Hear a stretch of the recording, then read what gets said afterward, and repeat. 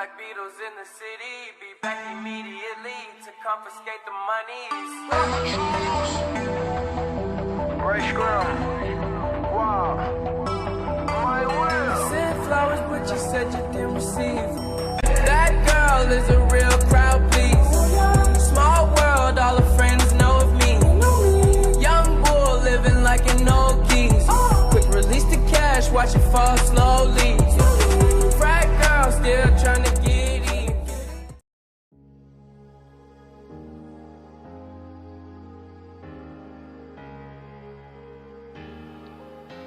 Pasar modal.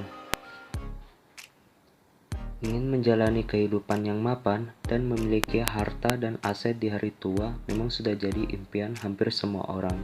Banyak cara yang dapat dilakukan untuk menggapainya. Salah satu caranya yaitu dengan menabung.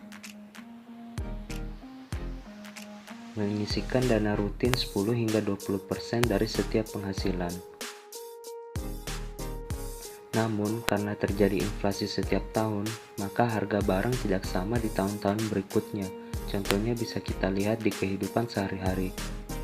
5 tahun yang lalu, dengan uang Rp100.000 sudah cukup untuk membeli semua kebutuhan bahan pokok.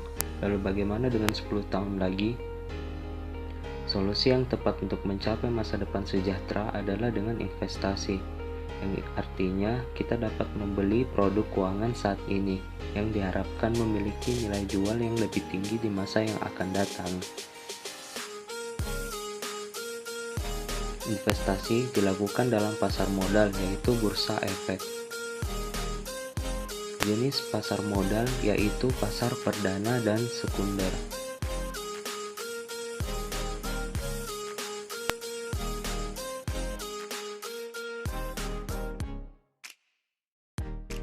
Pasar perdana sendiri adalah tempat emiten atau pemilik surat berharga menjualkan surat berharganya pada broker, pialang, atau makelar. Sedangkan pasar sekunder adalah tempat terjadinya transaksi pada bursa efek. Di dalam pasar sekunder terdapat pasar reguler yang terdapat di Jakarta dan Surabaya, dan paralel. Jenis investasi pun bermacam-macam.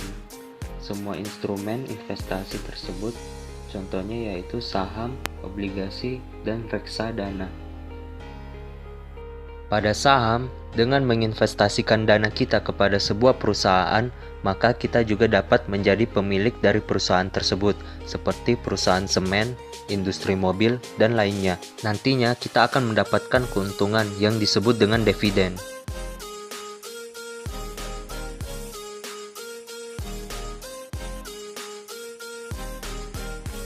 Pada obligasi, kita pun dapat berinvestasi dalam instrumen obligasi yang disebut juga surat utang. Di samping obligasi, tersedia pula surat utang berbasis syariah yang dinamakan sukuk. Dengan obligasi, kita dapat membelinya dari orang yang menerbitkan obligasi dan nantinya akan mendapatkan bunganya setiap periode yang ditentukan.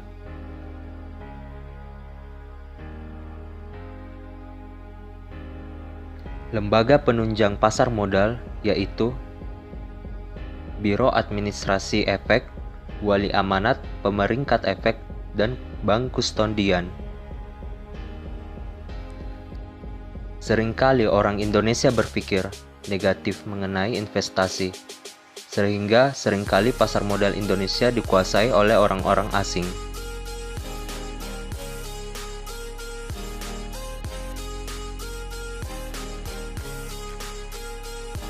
Salah satu pemikiran negatif tersebut adalah pasar modal sama seperti judi. Padahal, kegiatan yang tidak diperhitungkan dengan baik sama saja dengan judi karena merasa selalu dirugikan. Instrumen-instrumen pasar modal syariah. Yang pertama yaitu obligasi bagi hasil, merupakan obligasi yang diterbitkan oleh perusahaan yang aktivitas bisnisnya sesuai dengan syariah Islam dan berdasarkan prinsip bagi hasil. Jenis ini diperbolehkan. Yang kedua adalah mudharabah. Mudharabah merupakan instrumen keuangan bagi investor untuk pembiayaan bersama proyek besar berdasarkan prinsip bagi hasil. Instrumen ini diperbolehkan menurut hukum Islam. Yang ketiga adalah saham preferen. Saham ini memiliki hak-hak istimewa seperti dividen tetap dan prioritas dalam likuidasi.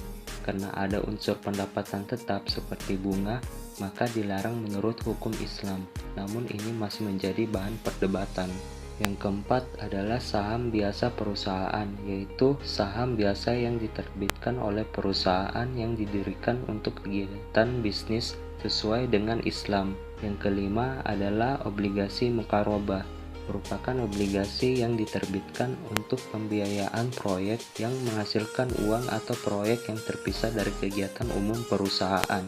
Pasar modal konvensional versus pasar modal syariah. Yang pertama, dalam pasar modal konvensional, investasi bebas untuk memilih investasi antara debt burning investment dan profit bearing investment di seluruh sektor. Sedangkan dalam pasar modal syariah, investasi terbatas pada sektor-sektor tertentu yang tidak dilarang atau masuk dalam negatif list investasi syariah dan tidak atas dasar hutang atau debt bearing investment.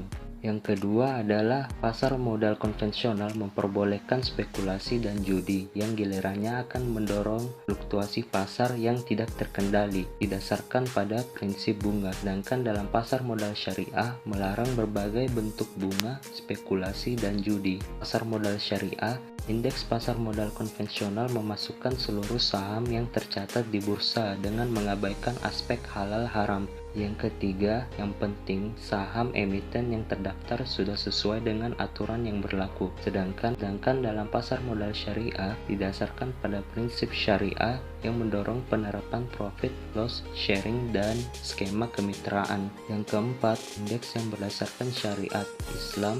Saham-saham yang masuk dalam indeks syariah adalah emiten yang kegiatan usahanya tidak bertentangan dengan syariah. Dan yang terakhir adalah dalam pasar modal konvensional, guideline investasi secara umum pada produk hukum pasar modal. Sedangkan dalam pasar modal syariah, adanya syariah guideline yang mengatur berbagai aspek seperti alokasi aset, praktik investasi, perdagangan, dan distribusi pendapatan.